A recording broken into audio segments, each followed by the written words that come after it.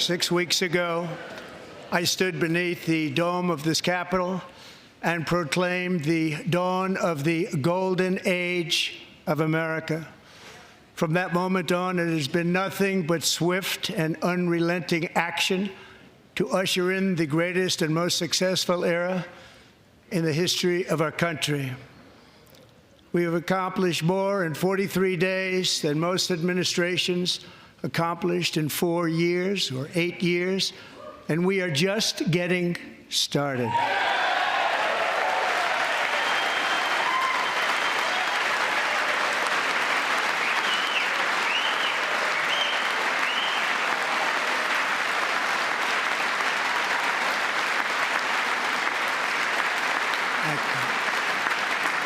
I return to this chamber tonight to report that America's momentum is back, our spirit is back, our pride is back, our confidence is back, and the American dream is surging bigger and better than ever before.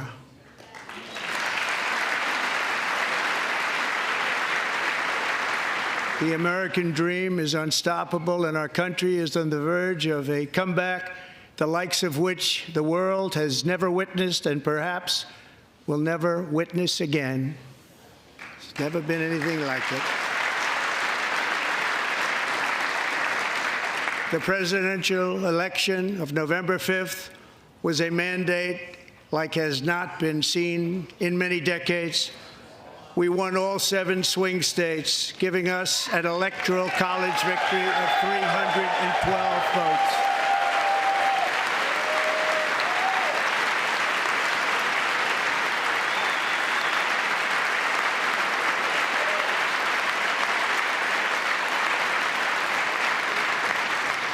We won the popular vote by big numbers and won counties in our country.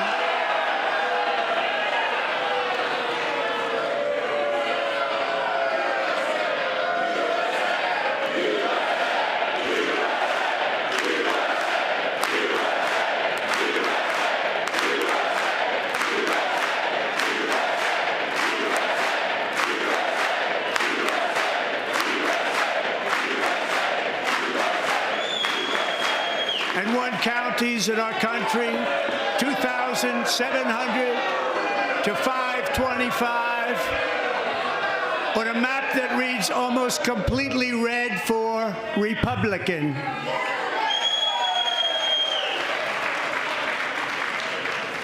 Now, for the first time in modern history, more Americans believe that our country is headed in the right direction than the wrong direction. In fact, it's an astonishing record, 27-point swing, the most ever.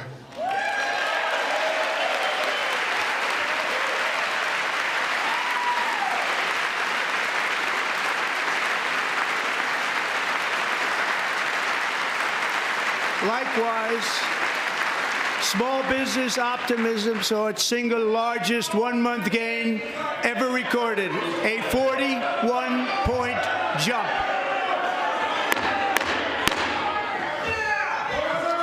Members are directed to uphold and maintain decorum in the House and to cease any further disruptions. That's your warning.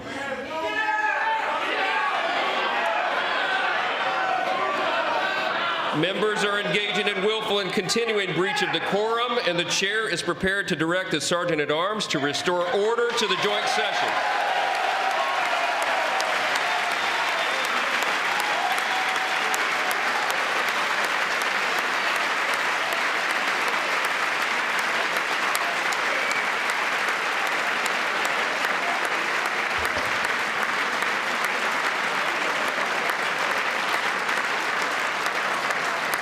Mr. Green, take your seat. Take your seat, sir. Take your seat. Finding that members continue to engage in willful and concerted disruption of proper decorum, the chair now directs the Sergeant-at-Arms to restore order. Remove this gentleman from the chamber.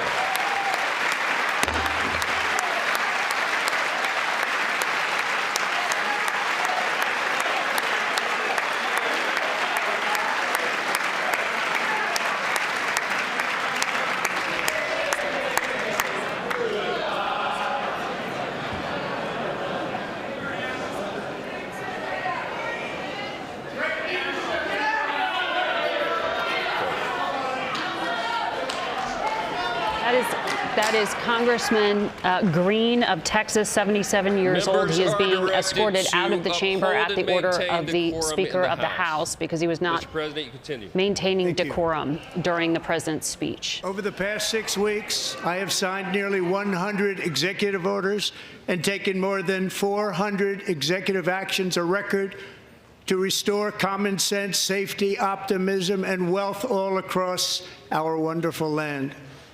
The people elected me to do the job, and I'm doing it.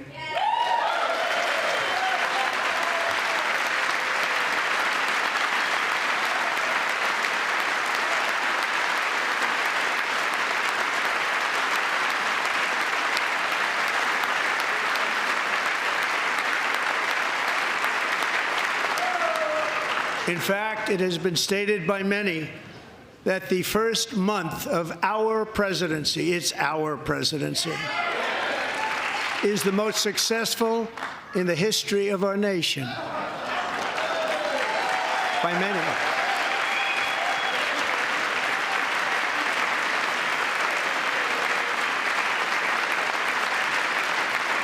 And what makes it even more impressive is that, do you know who number 2 is? George Washington. How about that? How about that? I don't know about that list, but we'll take it. Within hours of taking the oath of office, I declared a national emergency on our southern border, and I deployed the U.S. military and Border Patrol to repel the invasion of our country. And what a job they've done. As a result, illegal border crossings last month were by far the lowest ever recorded, ever.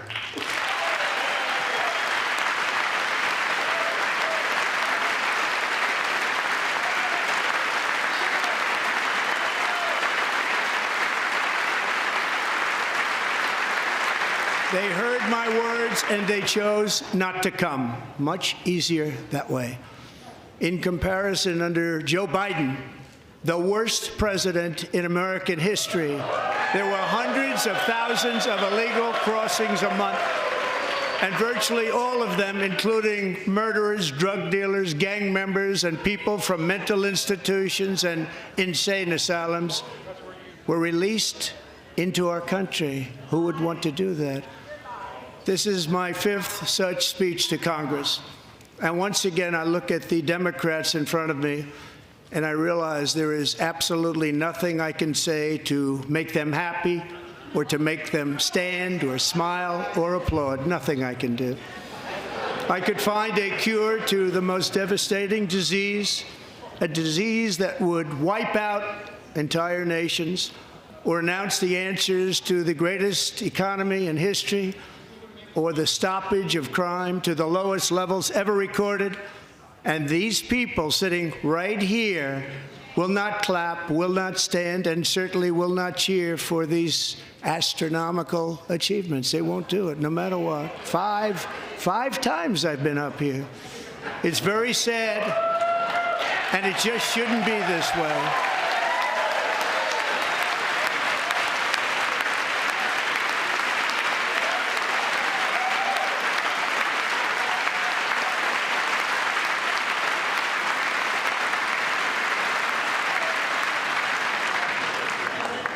So Democrats sitting before me, for just this one night, why not join us in celebrating so many incredible wins for America?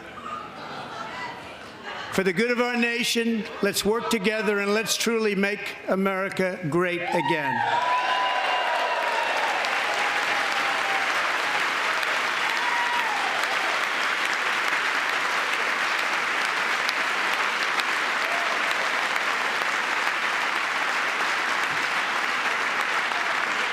Every day, my administration is fighting to deliver the change America needs to bring a future that America deserves, and we're doing it. This is a time for big dreams and bold action. Upon taking office, I imposed an immediate freeze on all federal hiring, a freeze on all new federal regulations, and a freeze on all foreign aid.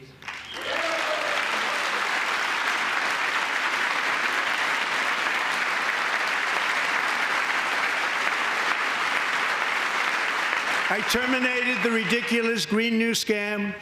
I withdrew from the unfair Paris Climate Accord, which was costing us trillions of dollars that other countries were not paying. I withdrew from the corrupt World Health Organization.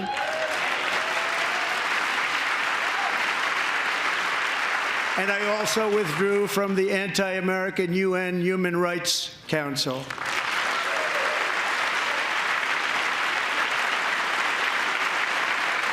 We ended all of Biden's environmental restrictions that were making our country far less safe and totally unaffordable. And importantly, we ended the last administration's insane electric vehicle mandate, saving our auto workers and companies from economic destruction.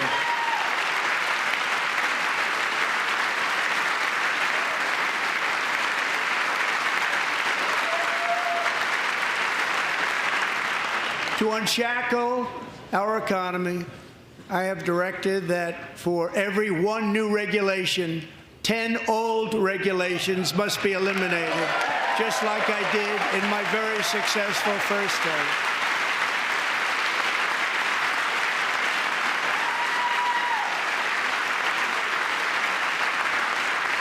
And in that first term, we set records on ending unnecessary rules and regulations like no other president had done before. We ordered all federal workers to return to the office.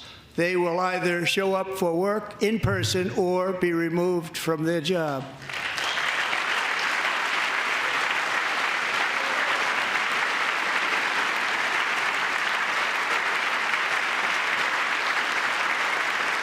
And we've ended weaponized government where, as an example, a sitting president is allowed to viciously prosecute his political opponent, like me. How did that work out? Not too good. Not too good.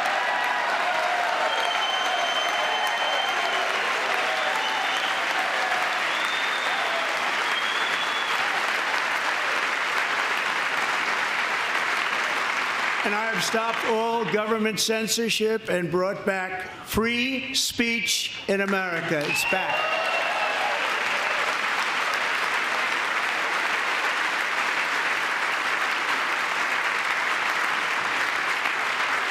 And 2 days ago, I signed an order making English the official language of the United States of America.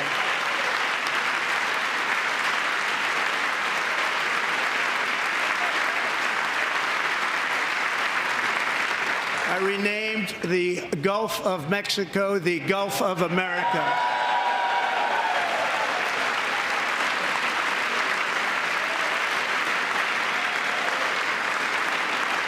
And likewise, I renamed, for a great president, William McKinley, Mount McKinley again.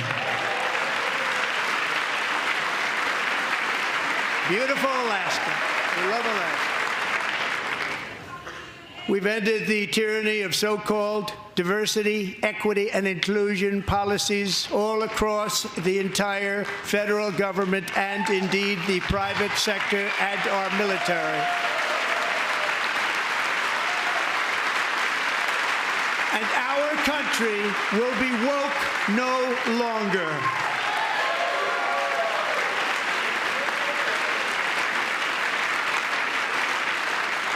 We believe that whether you are a doctor, an accountant, a lawyer, or an air traffic controller, you should be hired and promoted based on skill and competence, not race or gender.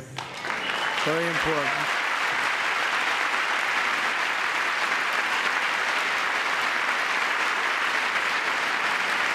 You should be hired based on merit.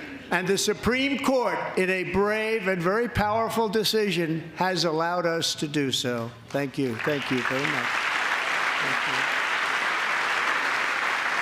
you. We have removed the poison of critical race theory from our public schools, and I signed an order making it the official policy of the United States government that there are only two genders, male and female.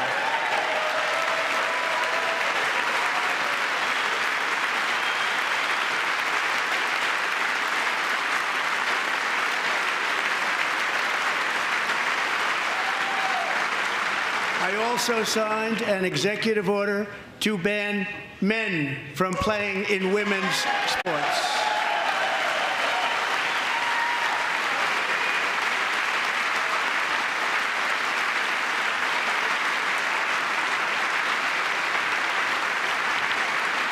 Three years ago, Peyton McNabb was an all-star high school athlete, one of the best, preparing for a future in college sports. But when her girls' volleyball match was invaded by a male, he smashed the ball so hard in Peyton's face, causing traumatic brain injury, partially paralyzing her right side and ending her athletic career. It was a shot like she's never seen before. She's never seen anything like it. Peyton is here tonight in the gallery, and Peyton, from now on, schools will kick the men off the girls' team, or they will lose all federal funding.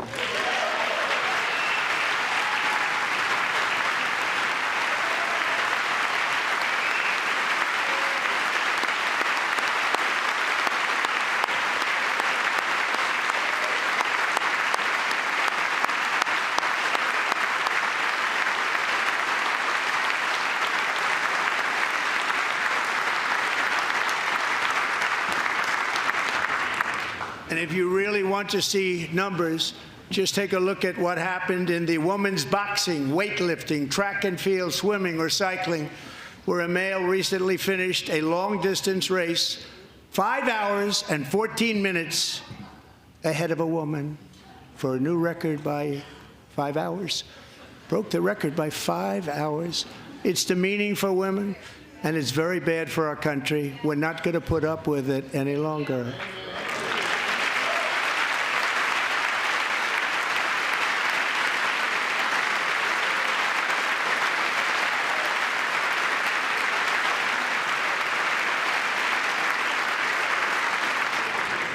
What I have just described is only a small fraction of the common sense revolution that is now, because of us, sweeping the entire world.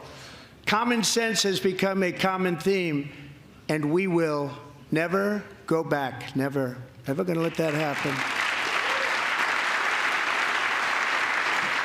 Among my very highest priorities is to rescue our economy and get dramatic and immediate relief to working families. As you know, we inherited from the last administration an economic catastrophe and an inflation nightmare.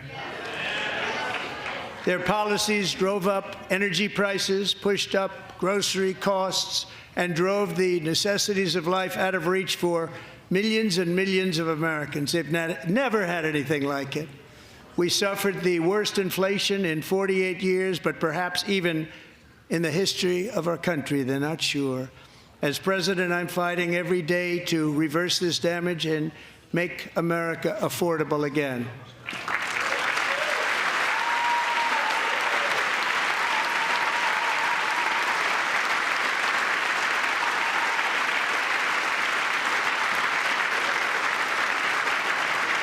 Joe Biden especially let the price of eggs get out of control.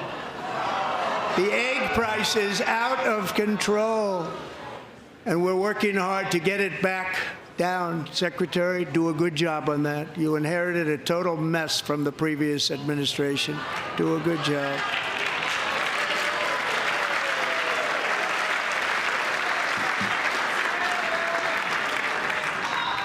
A major focus of our fight to defeat inflation is rapidly reducing the cost of energy.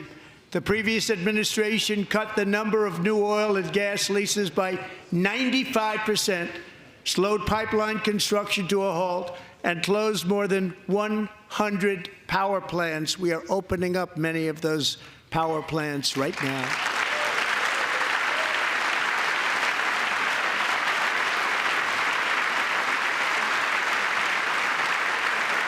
And frankly, we have never seen anything like it. That's why on my first day in office, I declared a national energy emergency. As you've heard me say many times, we have more liquid gold under our feet than any nation on earth, and by far.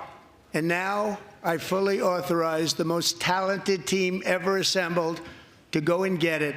It's called Drill, Baby, Drill.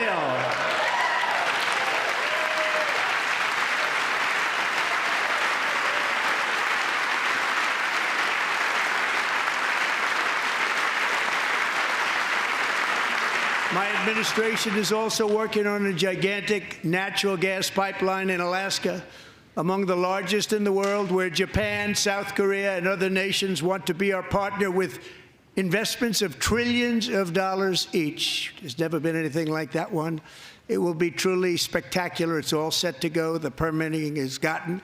And later this week, I will also take historic action to dramatically expand production of critical minerals and rare earths here in the USA.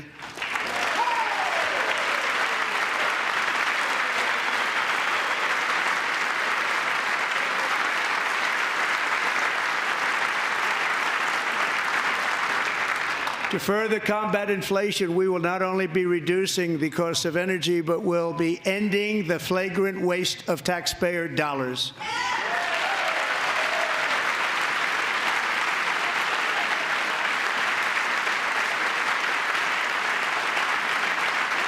And to that end, I have created the brand new Department of Government Efficiency, DOGE. Perhaps you've heard of it. Perhaps.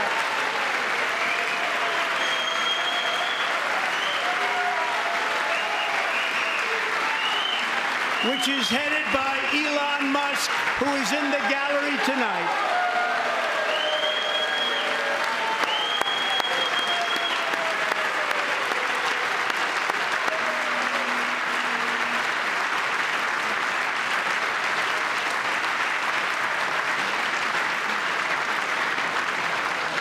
Thank you, Elon. He's working very hard. He didn't need this. He didn't need this. Thank you very much. We appreciate it. Everybody here, even this side, appreciates it, I believe. They just don't want to admit that. Just listen to some of the appalling waste we have already identified. $22 billion from HHS to provide free housing and cars for illegal aliens. $45 million for diversity, equity, and inclusion scholarships in Burma. $40 million to improve the social and economic inclusion of sedentary migrants. Nobody knows what that is. $8 million to promote LGBTQI+ in the African nation of Lesotho, which nobody has ever heard of. $60 million for indigenous peoples and Afro-Colombian empowerment in Central America. $60 million. $8 million for making mice transgender. This is real. $32 million for a left-wing propaganda operation in Moldova. $10 million for male circumcision in Mozambique. $20 million for the Arab Sesame Street in the Middle East. It's a program. $20 million for a program.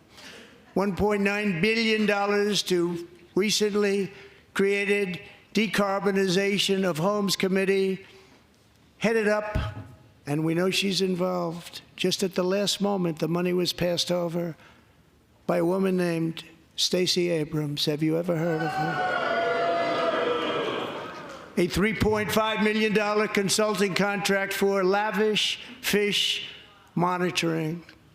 $1.5 million for voter confidence in Liberia. $14 million for social cohesion in Mali. $59 million for illegal alien hotel rooms in New York City. He's a real estate developer. He's done very well. $250,000 to increase vegan local climate action innovation in Zambia. $42 million for social and behavior change in Uganda. $14 million for improving public procurement in Serbia. $47 million for improving learning outcomes in Asia. Asia's doing very well with learning.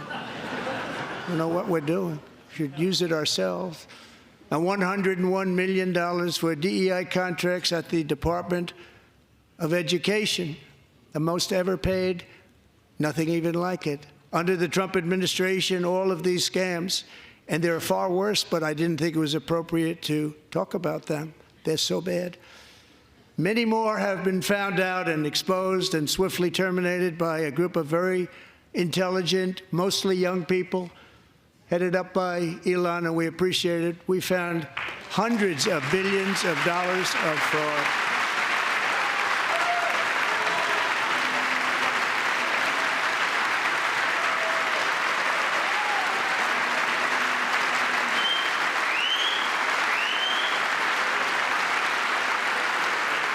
And we've taken back the money and reduced our debt to fight inflation and other things. Taking back a lot of that money. We got it just in time. This is just the beginning. The Government Accountability Office, a federal government office, has estimated annual fraud of over $500 billion in our nation, and we are working very hard to stop it. We're going to. We're also identifying shocking levels of incompetence and probable fraud in the Social Security program for our seniors, and that our seniors and people that we love rely on. Believe it or not, government databases list 4.7 million Social Security members from people aged 100 to 109 years old. It lists 3.6 million people from ages 110 to 119. I don't know any of them. I know some people that are rather elderly, but not quite that elderly. 3.47 million people from ages 120 to 129. 3.9 million people from ages 130 to 139. 3.5 million people from ages 140 to 149. And money is being paid to many of them, and we're searching right now. In fact, Pam, good luck. Good luck. You're going to find it. But a lot of money is paid out to people because it just keeps getting paid, and nobody does, and it really hurts Social Security and hurts our country. 1.3 million people from ages 150 to 159, and over 130,000 people, according to the Social Security databases, are age over 160 years old. We have a healthier country than I thought, Bobby.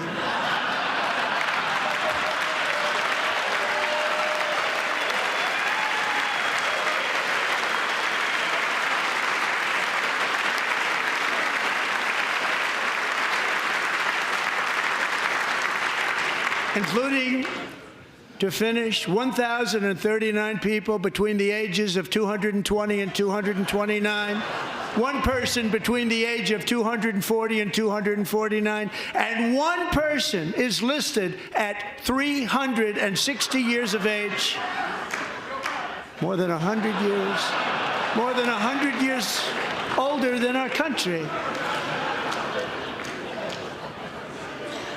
But we're going to find out where that money's going, and it's not going to be pretty. By slashing all of the fraud, waste, and theft we can find, we will defeat inflation, bring down mortgage rates, lower car payments and grocery prices, protect our seniors, and put more money in the pockets of American families.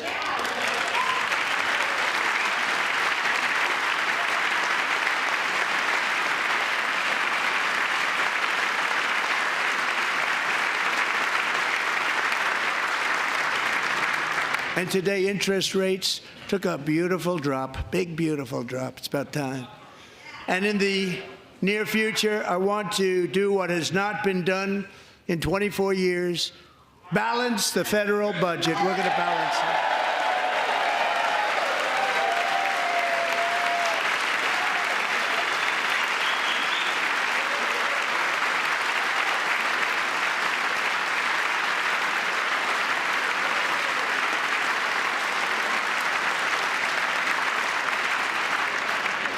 With that goal in mind, we have developed in great detail what we are calling the Gold Card, which goes on sale very, very soon.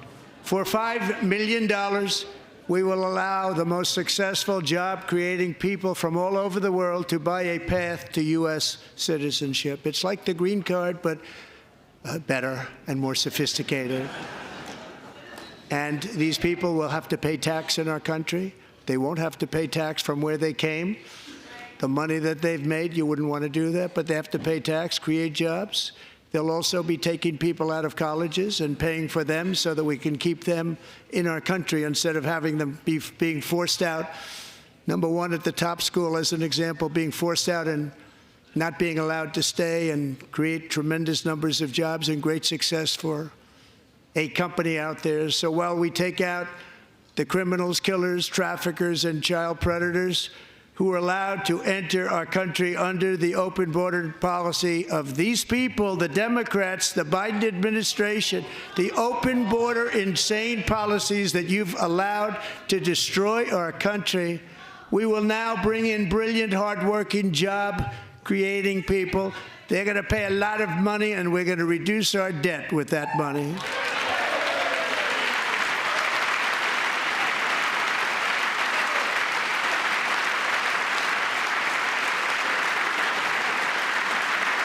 Americans have given us a mandate for bold and profound change. For nearly 100 years, the federal bureaucracy has grown until it has crushed our freedoms, ballooned our deficits, and held back America's potential in every possible way.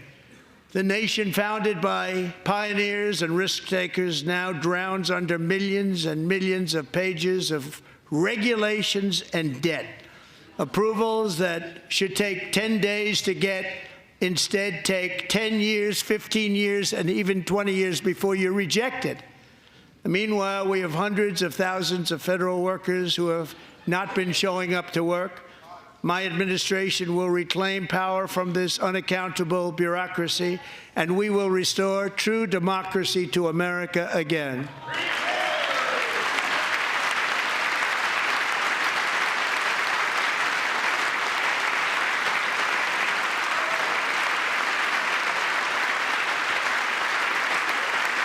Any federal bureaucrat who resists this change will be removed from office immediately. Because we are draining the swamp. It's very simple. And the days of rule by unelected bureaucrats are over.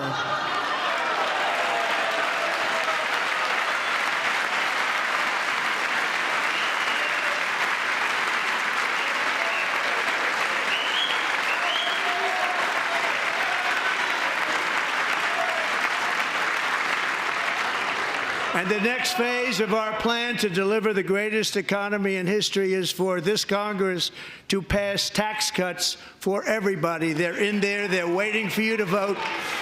And I'm sure that the people on my right, I don't mean the Republican right, but my right here, I'm sure you're going to vote for those tax cuts, because otherwise I don't believe the people will ever vote you into office. So I'm doing you a big favor by telling you that. But I know this group is going to be voting for the tax.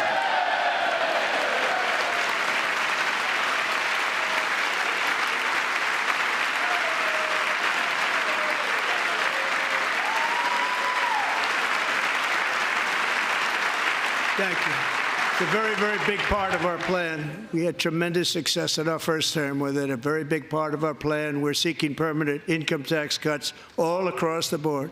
And to get urgently needed relief to Americans hit especially hard by inflation, I'm calling for no tax on tips, no tax on overtime, and no tax on Social Security benefits for our great seniors.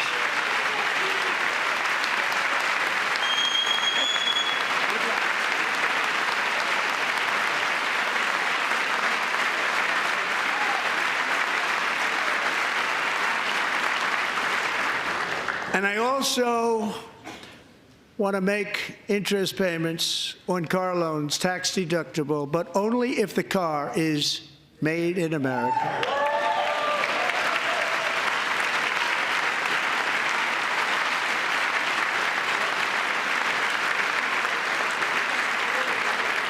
And by the way, we're going to have growth in the auto industry like nobody's ever seen. Plants are opening up all over the place. Deals are being made. Never seen. That's a combination of the election win and tariffs. It's a beautiful word, isn't it? That, along with our other policies, will allow our auto industry to absolutely boom. It's going to boom. Spoke to the majors today, all three, the top people, and they're so excited. In fact, already numerous car companies have announced that they will be building massive automobile plants in America, with Honda just announcing a new plant in Indiana, one of the largest anywhere in the world.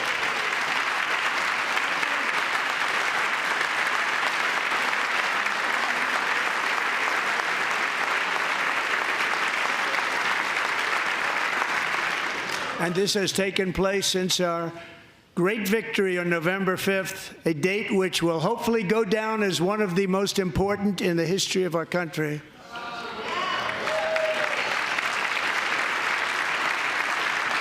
In addition, as part of our tax cuts, we want to cut taxes on domestic production and all manufacturing. And just as we did before, we will provide 100% expensing. It will be retroactive to January 20th, 2025. And it was one of the main reasons why our tax cuts were so successful in our first term, giving us the most successful economy in the history of our country. First term. We had a great first term.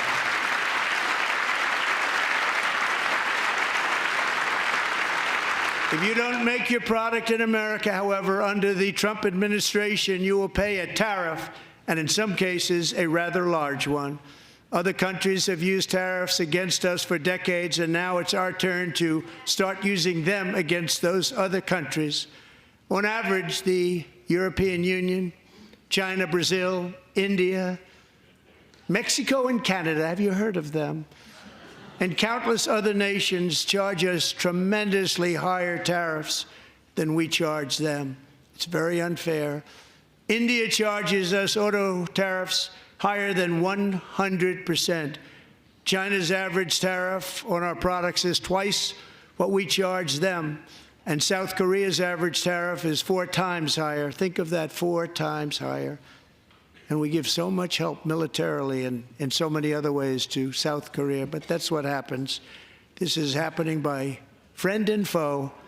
This system is not fair to the United States and never was. And so on April 2nd, I wanted to make it April 1st, but I didn't want to be accused of April Fool's Day. That's not, just one day cost us a lot of money. But we're going to do it in April. I'm a very superstitious person. April 2nd, reciprocal tariffs kick in. And whatever they tariff us, other countries, we will tariff them. That's reciprocal, back and forth. Whatever they tax us, we will tax them. If they do non-monetary tariffs to keep us out of their market, then we will do non-monetary barriers to keep them out of our market. There's a lot of that, too. They don't even allow us in their market. We will take in trillions and trillions of dollars and create jobs like we have never seen before. I did it with China, and I did it with others, and the Biden administration couldn't do anything about it because there was so much money they couldn't do anything about it. We have been ripped off for decades by nearly every country on earth, and we will not let that happen any longer.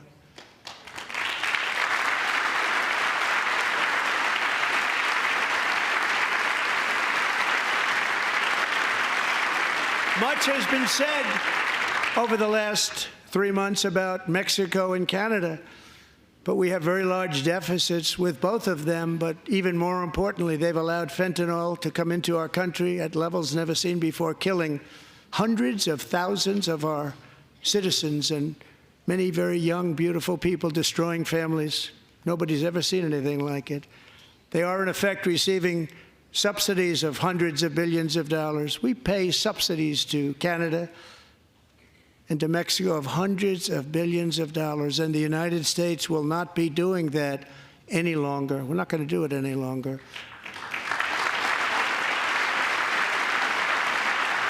Thanks to our America First policies we're putting into place, we have had $1.7 trillion of new investment in America in just the past few weeks. The combination of the election and our economic policies that people of SoftBank, one of the most brilliant anywhere in the world, announced a $200 billion investment.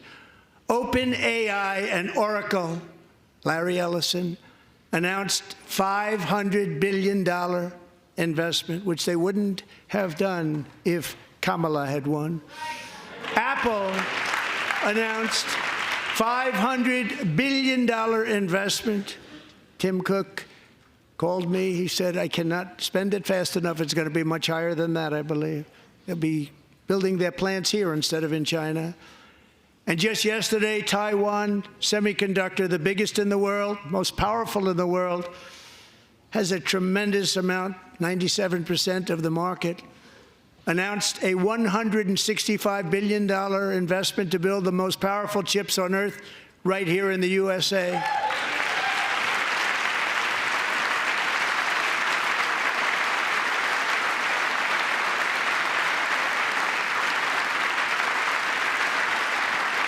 And we're not giving them any money. Your CHIPS Act is a horrible, horrible thing. We give hundreds of billions of dollars, and it doesn't mean a thing. They take our money and they don't spend it. All that meant to them, we're giving them no money. All that was important to them was they didn't want to pay the tariffs, so they came and they're building, and many other companies are coming. We don't have to give them money. We just want to protect our businesses and our people.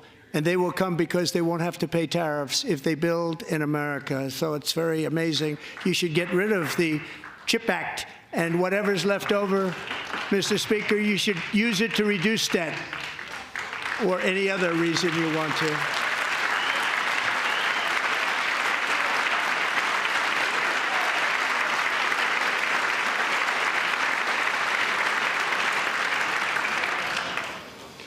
Our new trade policy will also be great for the American farmer. I love the farmer.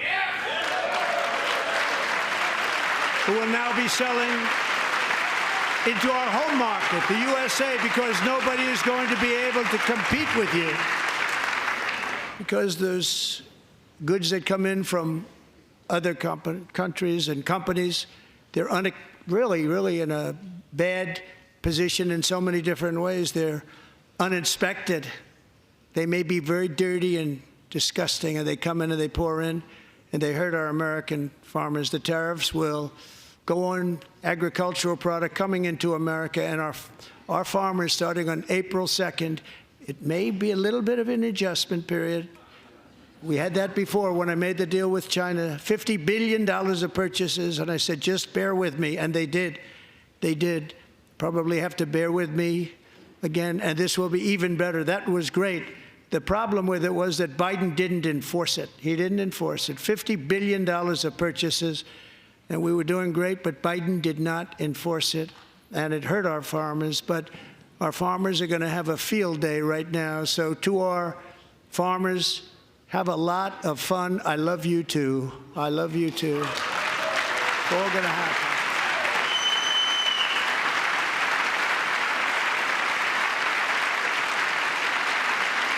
And I have also imposed a 25% tariff on foreign aluminum, copper, lumber, and steel, because if we don't have, as an example, steel and lots of other things, we don't have a military, and frankly, we just won't have a country very long.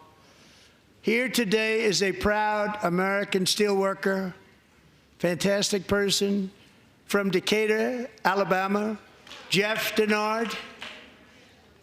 Has been working at the same steel plant for 27 years in a job that has allowed him to serve as the captain of his local volunteer fire department, raised 7 children with his beautiful wife, Nicole, and over the years provide a loving home for more than 40 foster children. So great, Jeff.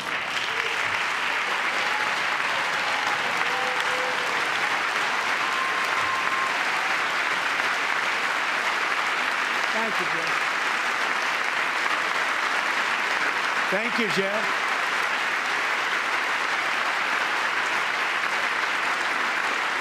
Stories like Jeff's remind us that tariffs are not just about protecting American jobs.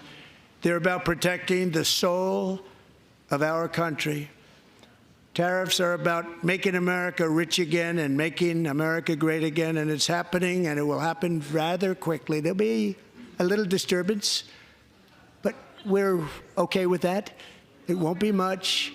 No, you're not. Oh.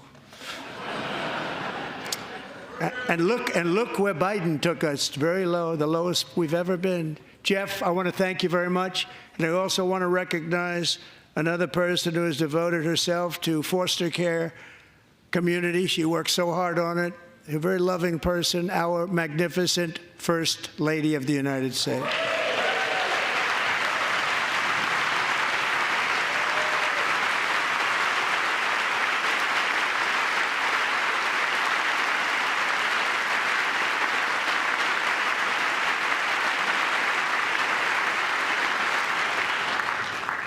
Melania's work has yielded incredible results, helping prepare our nation's future leaders as they enter the workforce. Our First Lady is joined by two impressive young women, very impressive. Haley Ferguson, who benefited from the First Lady's Fostering the Future initiative and is poised to complete her education and become a teacher. And Elliston Berry, who became a victim of an illicit deepfake image produced by a peer. With Elliston's help, the Senate just passed the Take It Down Act, and this is so important. Thank you very much, John. John Thune, thank you. Stand up, John. Thank you, John.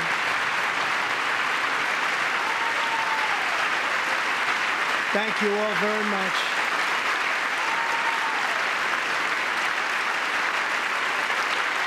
Thank you. And thank you to John Thune and the Senate. Great job. To criminalize the publication of such images online is a terrible, terrible thing. And once it passes the House, I look forward to signing that bill into law. Thank you. And I'm going to use that bill for myself, too, if you don't mind. Because nobody gets treated worse than I do online. Nobody. That's great. Thank you very much to the Senate. Thank you. But if we truly care about protecting Americans' children, no step is more crucial than securing America's borders. Over the past 4 years, 21 million people poured into the United States. Many of them were murderers, human traffickers, gang members, and other criminals from the streets of dangerous cities all throughout the world. Because of Joe Biden's insane and very dangerous open border policies, they are now strongly embedded in our country, but we are getting them out and getting them out fast.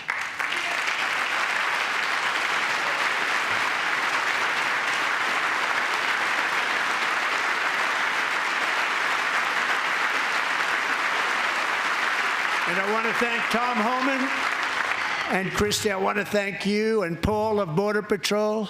I want to thank you. What a job they've all done. Everybody, Border Patrol, ICE, law enforcement in general is incredible. We have to take care of our law enforcement. Have to.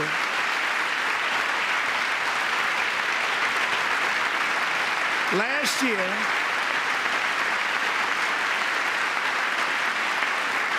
a brilliant 22-year-old nursing student named Laken Riley, the best in her class, admired by everybody, went out for a jog on the campus of the University of Georgia. That morning, Laken was viciously attacked, assaulted, beaten, brutalized, and horrifically murdered. Laken was stolen from us by a savage illegal alien gang member who was arrested while trespassing across Biden's open southern border and then set loose into the United States under the heartless policies of that failed administration. It was indeed a failed administration. He had then been arrested and released in a Democrat-run sanctuary city, a disaster, before ending the life of this beautiful young angel. With us this evening are Laken's beloved mother, Allison, and her sister, Lauren.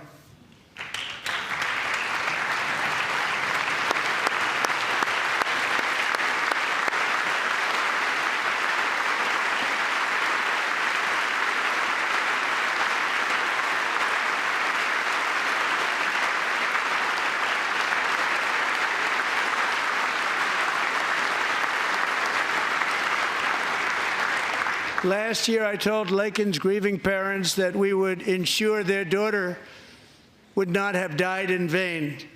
That's why the very first bill I signed into law as your 47th president mandates the detention of all dangerous criminal aliens who threaten public safety. It's a very strong, powerful act.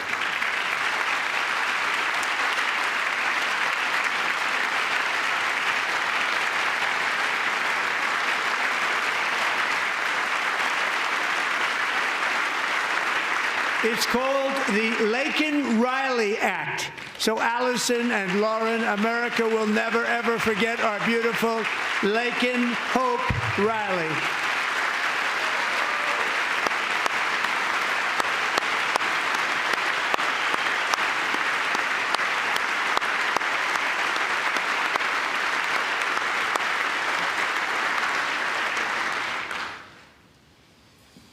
Thank you very much. Since taking office, my administration has launched the most sweeping border and immigration crackdown in American history, and we quickly achieved the lowest numbers of illegal border crossers ever recorded. Thank you.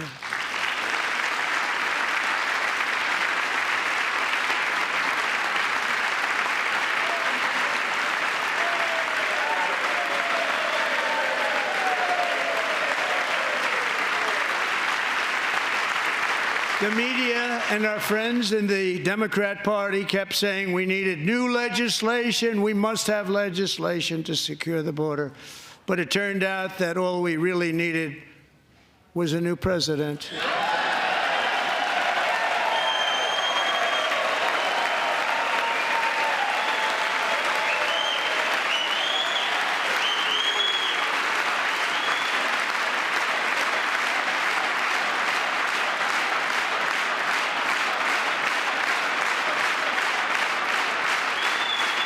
Thank you.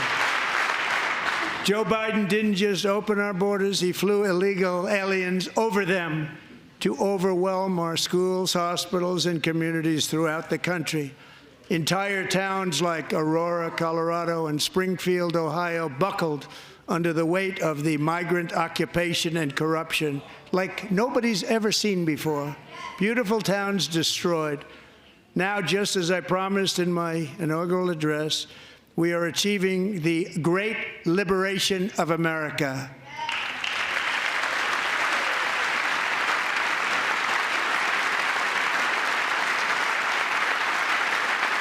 But there still is much work to be done. Here tonight is a woman I have gotten to know, Alexis Nungari from Houston. Wonderful woman. Last June, Alexis's 12-year-old daughter, her precious Jocelyn, walked to a nearby convenience store. She was kidnapped, tied up, assaulted for 2 hours under a bridge, and horrifically murdered. Arrested and charged with this heinous crime are 2 illegal alien monsters from Venezuela, released into America by the last administration through their ridiculous open border. The death of this beautiful 12-year-old girl and the agony of her mother and family touched our entire nation greatly. Alexis, I promised that we would always remember your daughter, your magnificent daughter, and earlier tonight I signed an order keeping my word to you. One thing I have learned about Jocelyn is that she loved animals so much. She loved nature.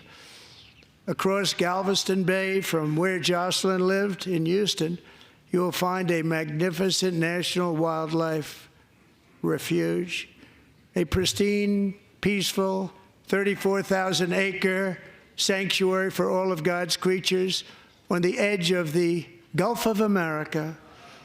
Alexis, moments ago, I formally renamed that refuge in loving memory of your beautiful daughter, Jocelyn. So, Mr. Vice President, if you would, may I have the order?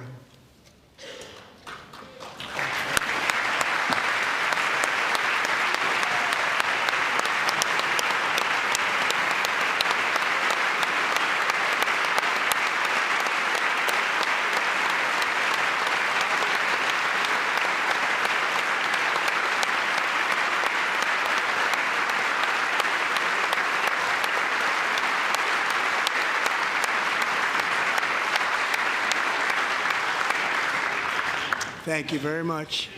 All three savages charged with Jocelyn and Lakin's murders were members of the Venezuelan prison gang, the toughest gang, they say, in the world, known as Tren de Aragua.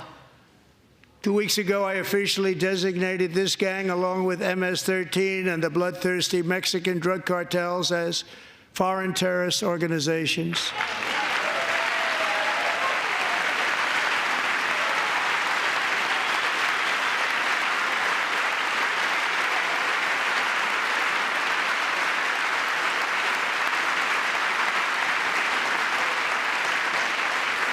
They are now officially in the same category as ISIS, and that's not good for them.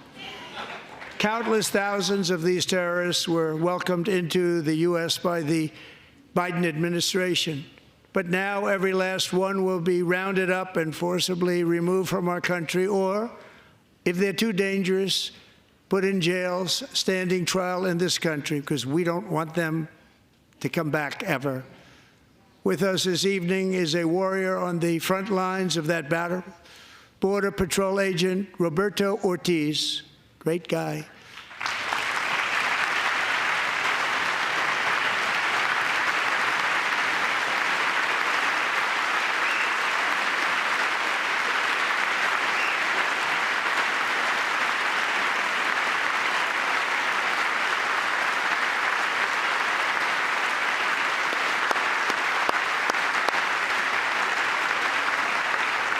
In January, Roberto and another agent were patrolling by the Rio Grande near an area known as Cartel Island. Doesn't sound too nice to me. When heavily armed gunmen started shooting at them, Roberto saw that his partner was totally exposed, at great danger, and he leapt into action, returning fire and providing crucial seconds for his fellow agent to seek safety, just barely. I have some of the prints of that event, and it was not good. Agent Ortiz, we salute you for your great courage and for your line of fire that you took and for the bravery that you showed. We honor you, and we will always honor you. Thank you, Roberto, very much.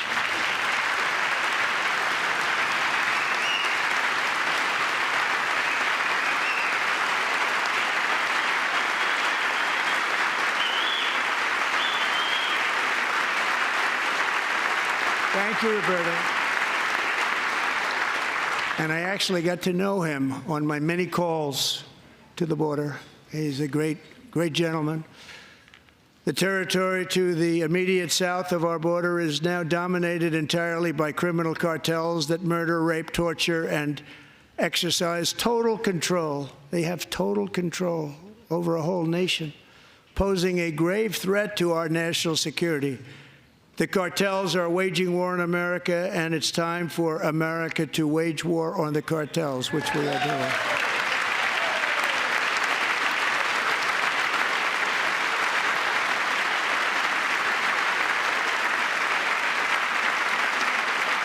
Five nights ago, Mexican authorities, because of our tariff policies being imposed on them, think of this, handed over to us 29 of the biggest cartel leaders in their country. That has never happened before. They want to make us happy. First time ever. But we need Mexico and Canada to do much more than they've done, and they have to stop the fentanyl and drugs pouring into the USA. They're going to stop it. I have sent Congress a detailed funding request laying out exactly how we will eliminate these threats to protect our homeland and complete the largest deportation operation in American history, larger even than current record holder President Dwight D. Eisenhower, a moderate man, but someone who believed very strongly in borders. Americans expect Congress to send me this funding without delay so I can sign it into law. So, Mr. Speaker, John Thune, both of you, I hope you're going to be able to do that, Mr. Speaker. Thank you. Mr. Leader, thank you. Thank you very much. And let's get it to me. I'll sign it so fast, you won't even believe it.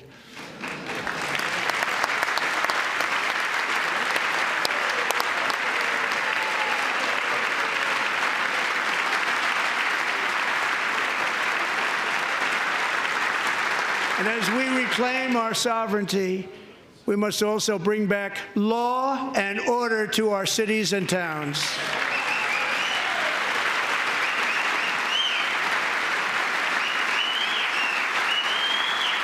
In recent years, our justice system has been turned upside down by radical left lunatics. Many jurisdictions virtually ceased enforcing the law against dangerous repeat offenders while weaponizing law enforcement against political opponents like me. My administration has acted swiftly and decisively to restore fair, equal, and impartial justice under the constitutional rule of law, starting at the FBI and the DOJ. Pam, good luck. Cash, wherever you may be, good luck. Good luck. Pam Bondi, good luck. So important. Going to do a great job. Cash, thank you. Thank you, Cash.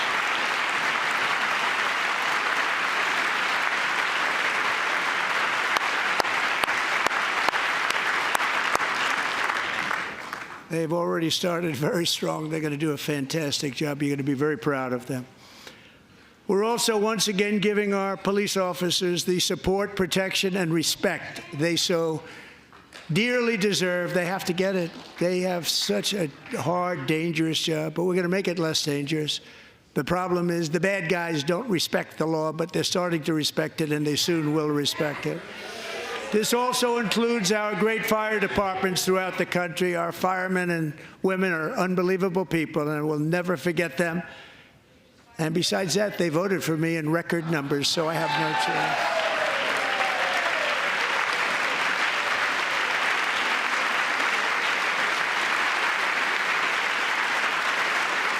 1 year ago this month, 31-year-old New York police officer Jonathan Diller, unbelievably wonderful person and a great officer, was gunned down at a traffic stop on Long Island. I went to his funeral. The vicious criminal charged with his murder had 21 prior arrests, and they were rough arrests, too. He was a real bad one. The thug in the seat next to him had 14 prior arrests and went by the name of Killer. He was Killer. He killed other people, they say, a lot of them. I attended Officer Diller's service, and when I met his wife and one-year-old son, Ryan, it was very inspirational, actually. His widow's name is Stephanie, and she is here tonight. Stephanie, thank you very much, Stephanie. Thank you very much.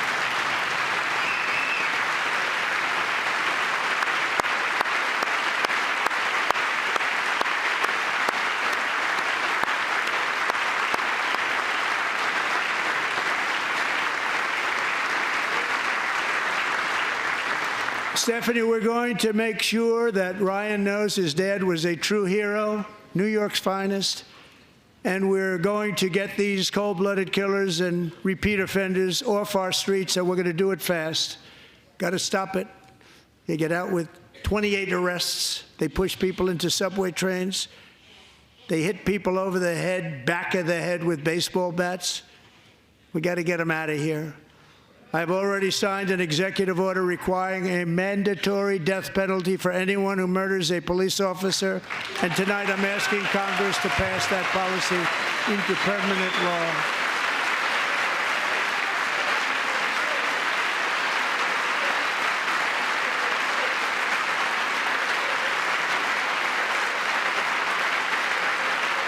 I'm also asking for a new crime bill getting tough on repeat offenders while enhancing protections for America's police officers so they can do their jobs without fear of their lives being totally destroyed. They don't want to be killed. We're not going to let them be killed. Joining us in the gallery tonight is a young man who truly loves our police. His name is DJ Daniel. He is 13 years old, and he has always dreamed of becoming a police officer.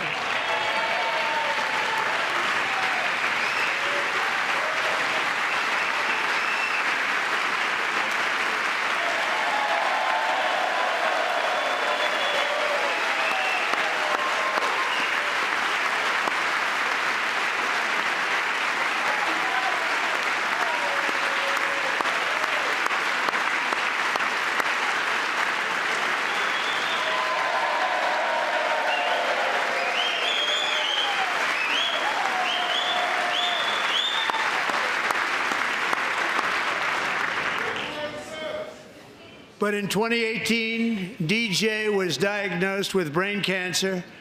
The doctors gave him 5 months at most to live. That was more than 6 years ago.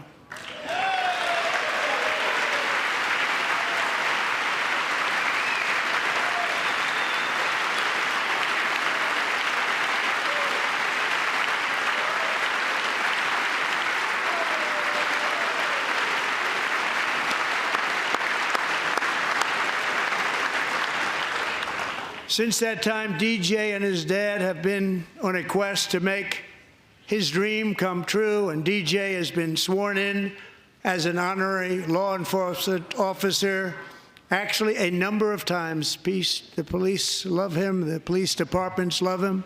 And tonight, DJ, we're going to do you the biggest honor of them all. I am asking our new Secret Service Director, Sean Curran, to officially make you an agent of the United States Secret Service.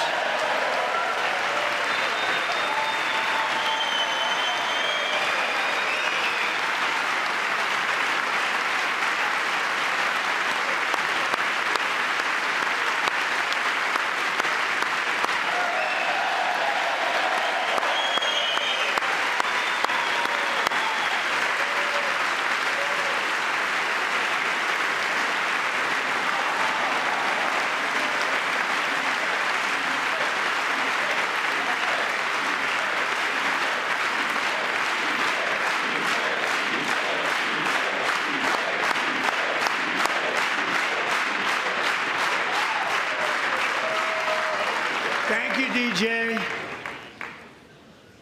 DJ's doctors believe his cancer likely came from a chemical he was exposed to when he was younger. Since 1975, rates of child cancer have increased by more than 40%.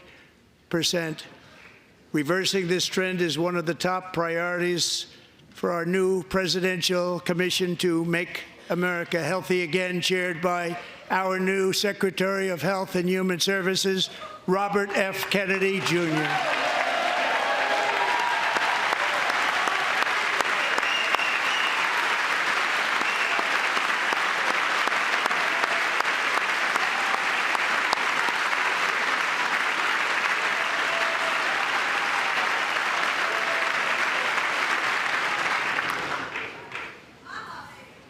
With the name Kennedy, you would have thought everybody over here would have been cheering. How quickly they forget. Our goal is to get toxins out of our environment, poisons out of our food supply, and keep our children healthy and strong. As an example, not long ago, and you can't even believe these numbers, 1 in 10,000 children had autism, 1 in 10,000. And now it's 1 in 36. There's something wrong. 1 in 36. Think of that. So we're going to find out what it is, and there's nobody better than Bobby and all of the people that are working with you. You have the best to figure out what is going on. Okay, Bobby? Good luck. It's a very important job. Thank you.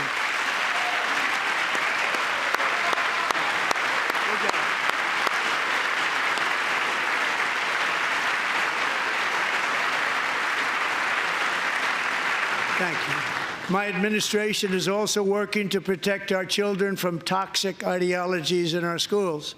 A few years ago, January, Littlejohn and her husband discovered that their daughter's school had secretly socially transitioned their 13-year-old little girl. Teachers and administrators conspired to deceive January and her husband while encouraging her daughter to use a new name and pronouns. They, them pronoun, actually, all without telling January, who is here tonight and is now a courageous advocate against this form of child abuse. January, thank you. Thank you. Thank you very much.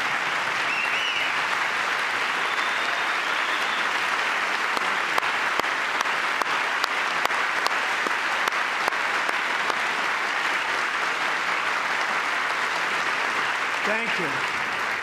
Stories like this are why, shortly after taking office, I signed an executive order banning public schools from indoctrinating our children with transgender ideology.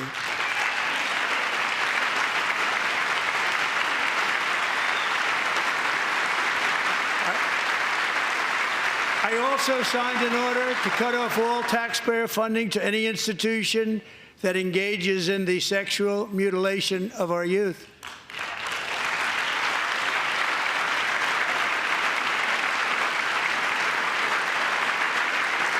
And now I want Congress to pass a bill permanently banning and criminalizing sex changes on children and forever ending the lie that any child is trapped in the wrong body.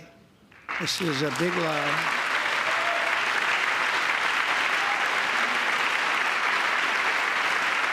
And our message to every child in America is that you are perfect exactly the way God made you.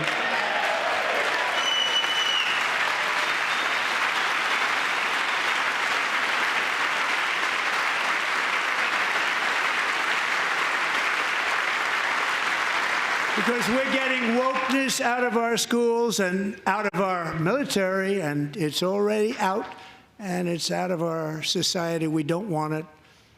Wokeness is trouble. Wokeness is bad. It's gone. It's gone. And we feel so much better for it, don't we? Don't we feel better? Our service members won't be activists and ideologues. They will be fighters and warriors. They will fight for our country. And Pete, congratulations. Secretary of Defense, congratulations.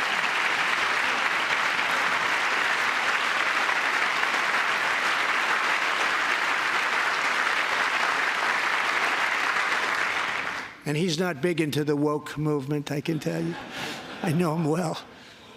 I am pleased to report that in January, the U.S. Army had its single best recruiting month in 15 years, and that all armed services are having among the best recruiting results ever in the history of our services.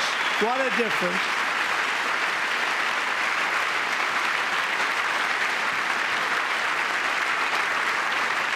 And you know, it was just a few months ago where the results were exactly the opposite. We couldn't recruit anywhere. We couldn't recruit.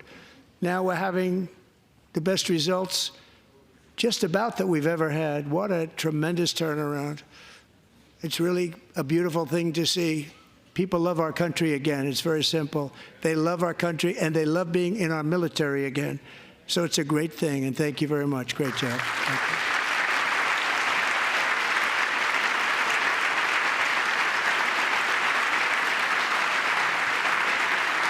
We're joined tonight by a young man, Jason Hartley, who knows the weight of that call of duty. Jason's father, grandfather, and great-grandfather all wore the uniform. Jason tragically lost his dad, who was also a Los Angeles County Sheriff's deputy when he was just a boy, and now he wants to carry on the family legacy of service. Jason is a senior in high school, a six-letter varsity athlete, a really good athlete, they say, a brilliant student with a 4.46, that's good, GPA.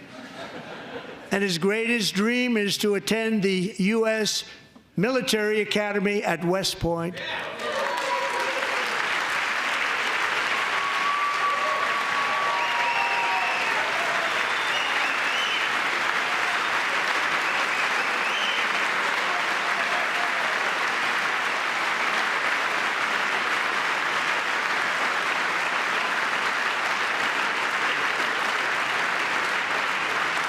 And Jason, that's a very big deal getting in. That's a hard one to get into. But I'm pleased to inform you that your application has been accepted. You will soon be joining the Corps of Cadets.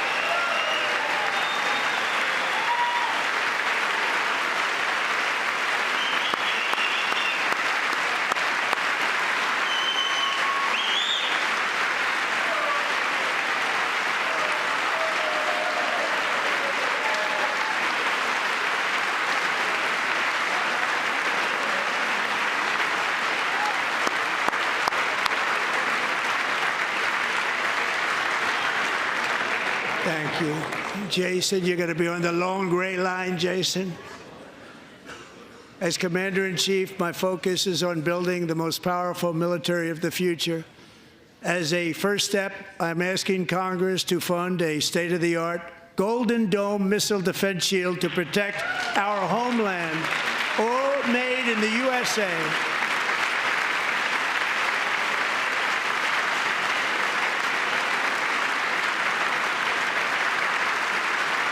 And Ronald Reagan wanted to do it long ago, but the technology just wasn't there, not even close. But now we have the technology. It's incredible, actually.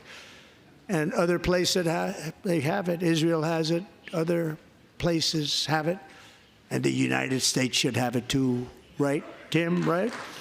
They should have it too. So I want to thank you. But it's a very, very important. This is a very dangerous world. We should have it. We want to be protected, and we're going to protect our citizens like never before. To boost our defense industrial base, we are also going to resurrect the American shipbuilding industry, including commercial shipbuilding and military shipbuilding.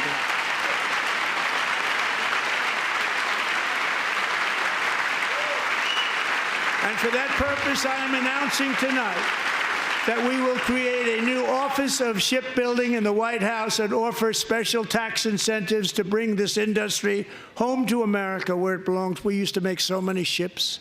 We don't make them anymore very much, but we're going to make them very fast, very soon.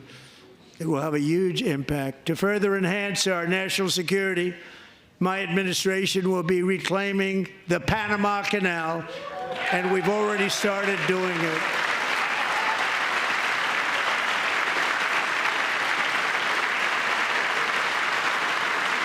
Just today, a large American company announced they are buying both ports around the Panama Canal and lots of other things having to do with the Panama Canal and a couple of other canals.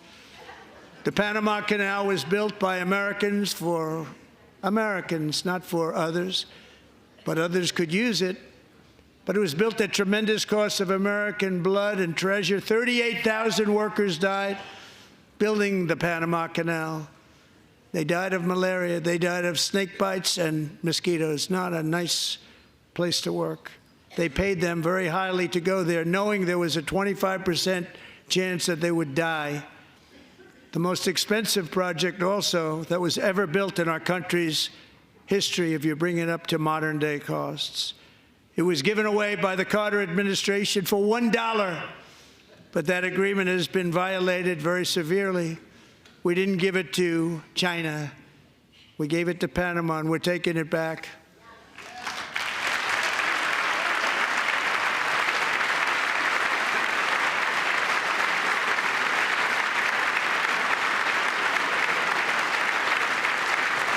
And we have Marco Rubio in charge. Good luck, Marco. Now, we know who to blame if anything goes wrong. Marco's been amazing, and he's going to do a great job. Think of it. He got 100 votes. You know, he was approved with actually 99, but the 100th was this gentleman, and I feel very certain. So let's assume he got 100 votes. And I'm either very, very happy about that, or I'm very concerned about it. But he's already proven. I mean, he's a great gentleman. He's respected by everybody, and we appreciate you voting for Marco. He's going to do a fantastic job. Thank you. Thank you. He's doing a great job. Great job. And I also have a message tonight for the incredible people of Greenland. We strongly support your right to determine your own future. And if you choose, we welcome you into the United States of America. We need Greenland for national security and even international security, and we're working with everybody involved to try and get it. But we need it really for international world security, and I think we're going to get it. One way or the other, we're going to get it. We will keep you safe. We will make you rich, and together we will take Greenland to heights like you have never thought possible before. It's a very small population, but very, very large piece of land and very, very important for military security. America is once again standing strong against the forces of radical Islamic terrorism.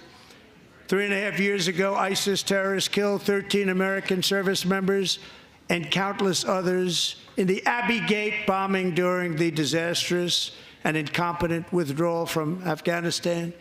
Not that they were withdrawing, it was the way they withdrew.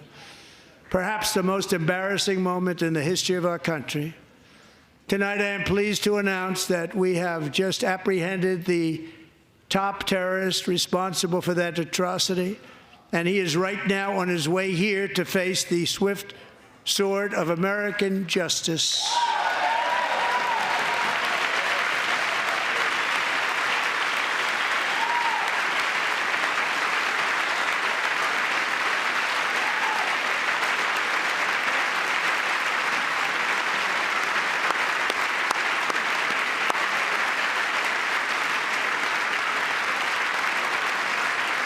And I want to thank especially the government of Pakistan for helping arrest this monster.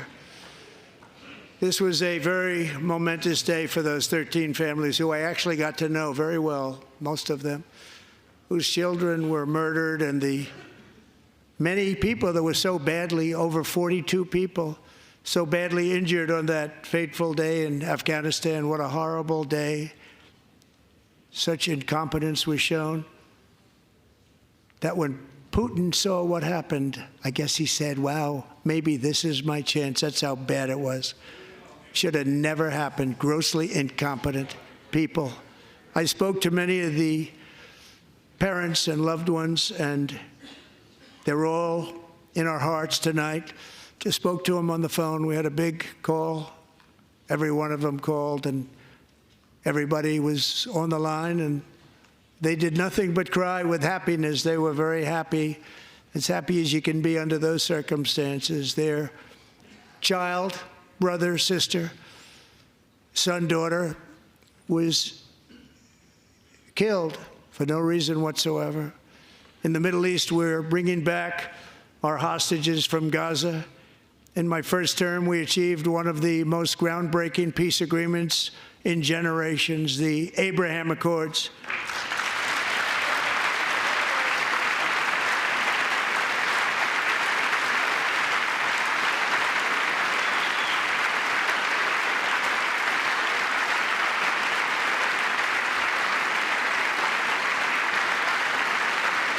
And now we're going to build on that foundation to create a more peaceful and prosperous future for the entire region. A lot of things are happening in the Middle East. People have been talking about that so much lately with everything going on with Ukraine and Russia. But a lot of things are happening in the Middle East. It's a rough neighborhood, actually. I'm also working tirelessly to end the savage conflict in Ukraine. Millions of Ukrainians and Russians have been needlessly killed or wounded in this horrific and brutal conflict with no end in sight. The United States has sent hundreds of billions of dollars to support Ukraine's defense, with no security, with no anything.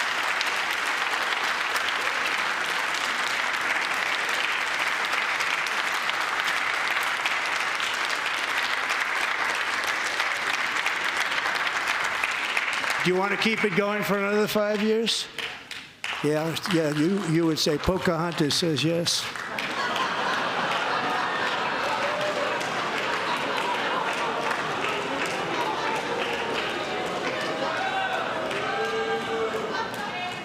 $2,000 people are being killed every single week.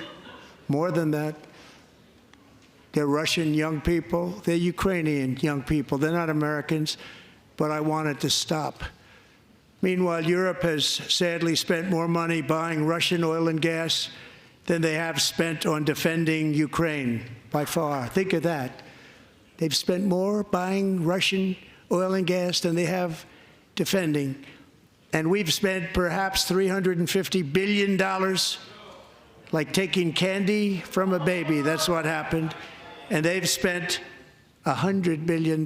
What a difference that is. And we have an ocean separating us, and they don't.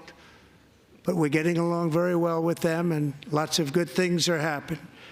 Biden has authorized more money in this fight than Europe has spent by billions and billions of dollars. It's hard to believe that they wouldn't have stopped it and said at some point, come on, let's equalize. You got to be equal to us. But that didn't happen. Earlier today, I received an important letter from President Zelensky of Ukraine. The letter reads, Ukraine is ready to come to the negotiating table as soon as possible to bring lasting peace closer. Nobody wants peace more than the Ukrainians, he said. My team and I stand ready to work under President Trump's strong leadership to get a peace that lasts. We do really value how much America has done to help Ukraine maintain its sovereignty and independence. Regarding the agreement on minerals and security, Ukraine is ready to sign it at any time that is convenient for you. I appreciate that he sent this letter, just got it a little while ago. Simultaneously, we've had serious discussions with Russia and have received strong signals that they are ready for peace. Wouldn't that be beautiful? Wouldn't that be beautiful?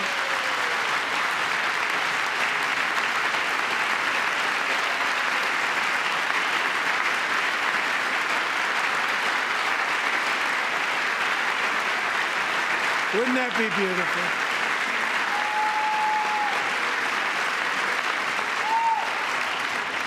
It's time to stop this madness. It's time to halt the killing. It's time to end this senseless war. If you want to end wars, you have to talk to both sides. Nearly 4 years ago, amid rising tensions, a history teacher named Mark Fogel was detained in Russia and sentenced to 14 years in a penal colony. Rough stuff. The previous administration barely lifted a finger to help him. They knew he was innocent, but they had no idea where to begin. But last summer, I promised his 95-year-old mother, Malphine, that we would bring her boy safely back home. After 22 days in office, I did just that, and they are here tonight.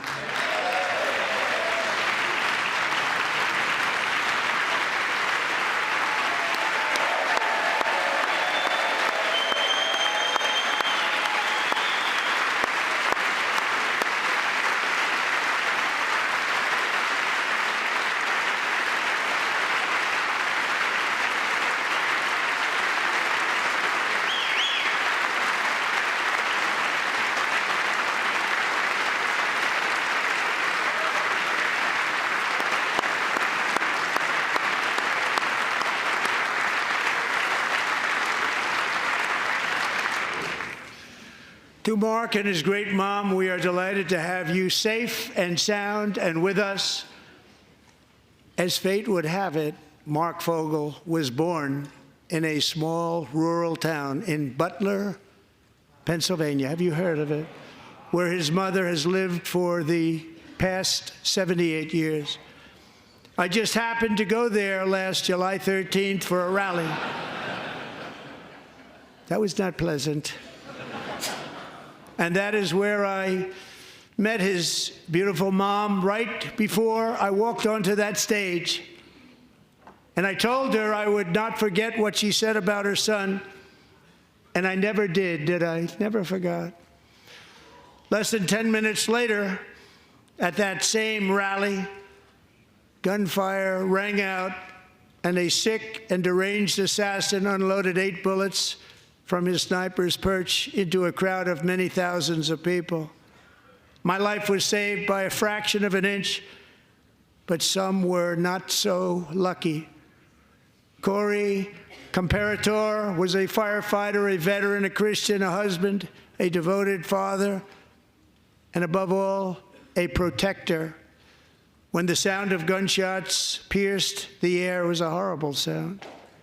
Corey knew instantly what it was and what to do.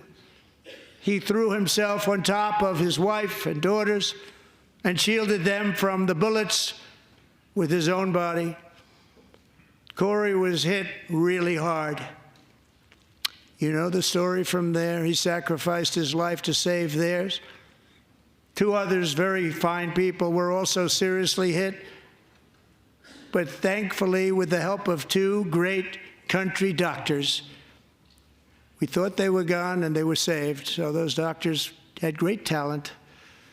We're joined by Corey's wife, Helen, who was his high school sweetheart, and their two beloved daughters, Allison and Kaylee. Thank you.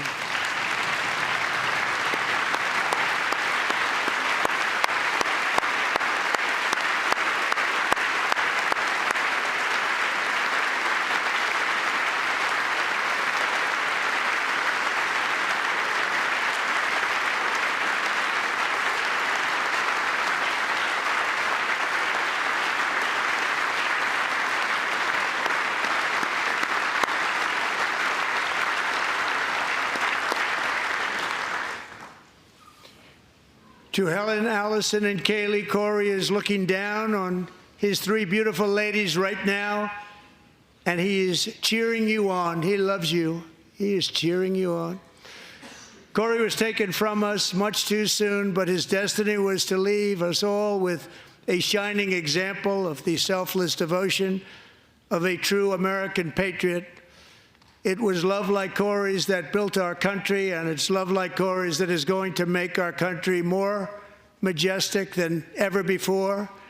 I believe that my life was saved that day in Butler for a very good reason. I was saved by God to make America great again. I believe that. Thank you. Thank you.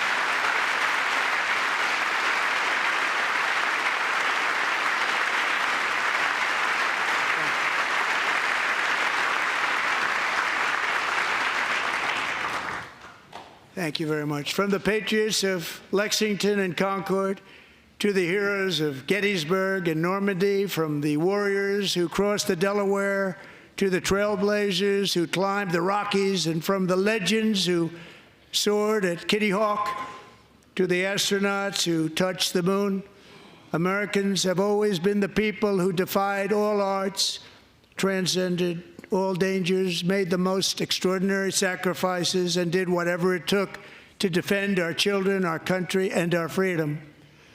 And as we have seen in this chamber tonight, that same strength, faith, love, and spirit is still alive and thriving in the hearts of the American people.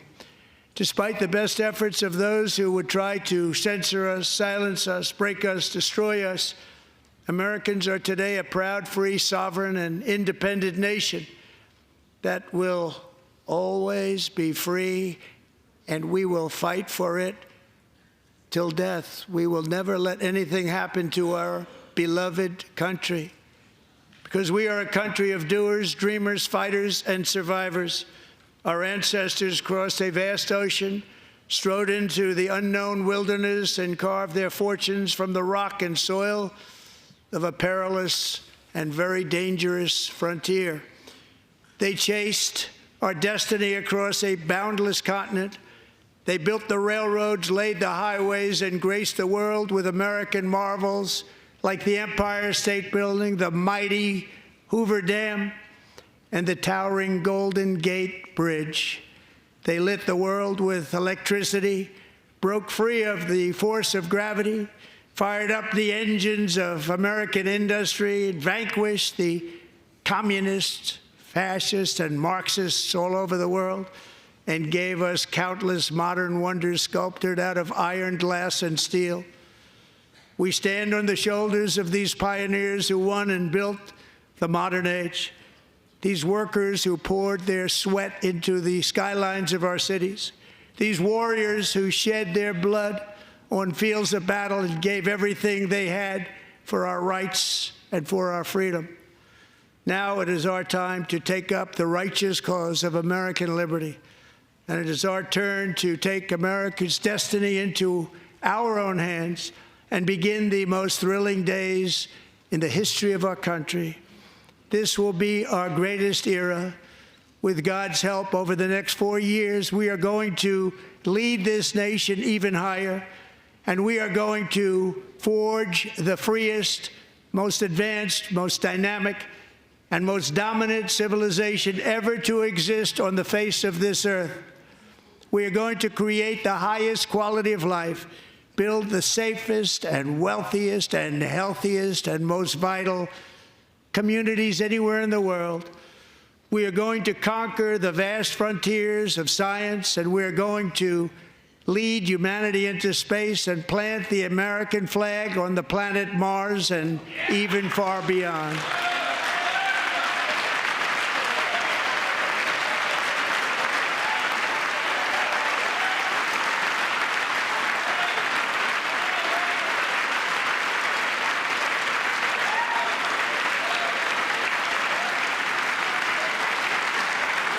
And through it all, we are going to rediscover the unstoppable power of the American spirit.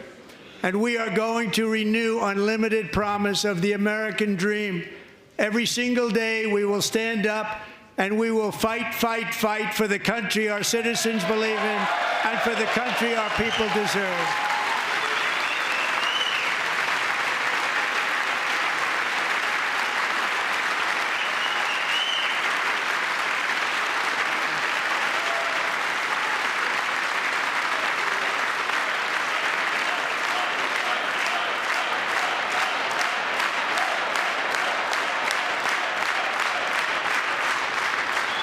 My fellow Americans, get ready for an incredible future, because the golden age of America has only just begun. It will be like nothing that has ever been seen before. Thank you, God bless you, and God bless America.